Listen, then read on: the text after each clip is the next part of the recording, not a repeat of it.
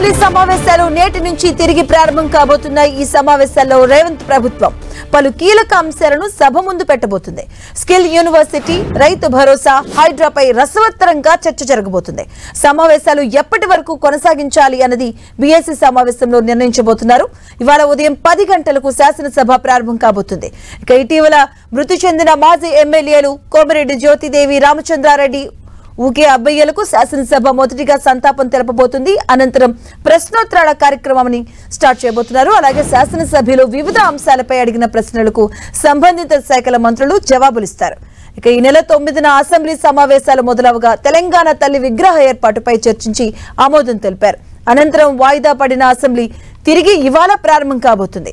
Young India physical education and sports university 2024 bill, అలాగే Telangana university amendment bill 2024ను CM Revanth Reddy సభలో ప్రవేశపెడతారు. ఇక తెలంగాణ తల్లి విగ్రహావిష్కరణ విషయంలో బీఆర్ఎస్ వైఖరిని ప్రభుత్వం ఎండగట్టే అవకాశం ఉంది. ఈ మేరకు హస్తం పార్టీ వ్యూహాలు సిద్ధం చేసుకుంది. కాంగ్రెస్ ఏడాది పాలన, రైతు భరోసా, రుణమాఫీ, హైడ్రా, మూసీ ప్రక్షాళన, గురుకుల పాఠశాలల్లో ఫుడ్ పాయిజన్ ఘటనలు, లగచర్ల దాడి ఘటనలపై సభలో రసవత్తరంగా చర్చ జరిగే ఛాన్స్ ఉంది.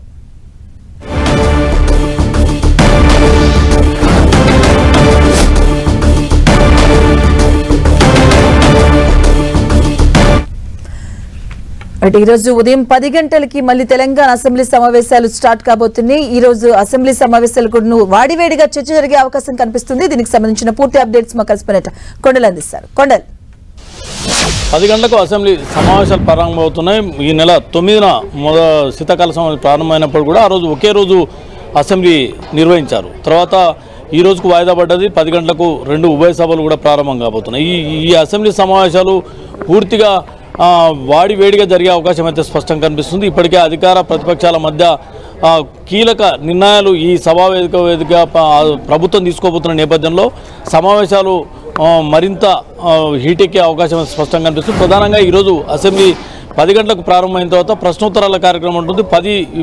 10 క్వశ్చన్స్కు సంబంధించి ప్రశ్నోత్తరాల కార్యక్రమం ఉంటుంది. దాని తర్వాత ఈ సమావేశాలను ఎప్పటివరకు నిర్వహించాలన్న దానిపైన బీఎస్సీ సమావేశం జరగబోతుంది. బీఎస్సీ సమావేశంలో సభలో ఏ అంశాలపైన చర్చించాలి, దాంతోపాటు ఈ అసెంబ్లీ సమావేశాలను ఎప్పటి వరకు అంటే ఎన్ని రోజుల వరకు నిర్వహించాలన్న దానిపైన బీఎస్సీ నిర్ణయించబోతుంది. ప్రధానంగా ఈ అసెంబ్లీ సమావేశాల్లో ప్రభుత్వం కొన్ని కీలక బిల్లులకు సంబంధించి ఆ సభ నుంచి ఆమోదం తీసుకోబోతుంది. ముఖ్యంగా కొన్ని కీలక ప్రకటనలు కూడా అసెంబ్లీ వేదికగా ప్రభుత్వం చేయబోతుంది. ముఖ్యంగా 2 అంశాలు, ఏదైతే స్కిల్ యూనివర్సిటీ, స్పోర్ట్స్ యూనివర్సిటీ బిల్లుకు సంబంధించి సభలో ప్రవేశపెట్టి సభ ఆమోదం తీసుకోబోతుంది. మధ్యాహ్నం 2 గంటలకు కేబినెట్ సమావేశం జరగబోతుంది.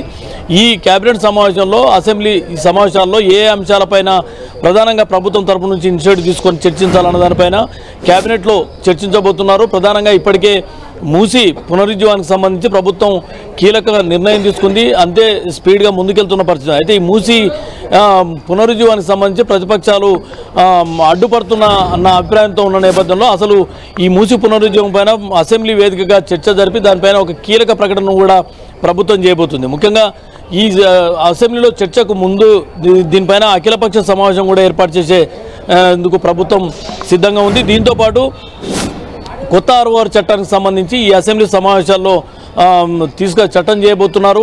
ఇప్పటికే దీనికి సంబంధించి పూర్తి కసరత్తు కూడా ప్రభుత్వం చేసింది. ఇప్పటికే ముసాయిదా డ్రాఫ్ట్ కూడా దీనిపైన సభ ముందు పెట్టిన పరిస్థితుల్లో ఈ అసెంబ్లీ సమావేశాల్లో కొత్త 6వ చట్టాన్ని తీసుకురాబోతున్నారు.